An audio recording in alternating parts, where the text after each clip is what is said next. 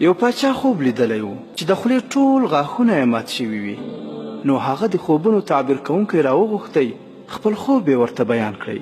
تعبیر کوونکی وویل: پاچا صاحب، ستا د خوب دا معنا ده چې ټول خاندان به دې ستا و مخ ته مړه شي. پاچا ته غصه ورغله او تعبیر کوونکی یې بندي کړی. بیا یې بل تعبیر کوونکی راوغوښتی، هغه هم دغسې جواب ورکړی او پاچا هم له ډېرې غصې نه دا هم بندي کړی. پاچا دریم تعبیر کوونکی راوغوښتی، هغه هوښیار و. کله چې پاچا خوب ورته ووایي نو تعبیر کوونکی پاچا ته وویل: پاچا صاحب، دا خو د خوشحالۍ زیری دی، ستا عمر به ستا د ټول خاندان نه زیات وي. پاچا صاحب ورته وویل چې رښتیا وایه؟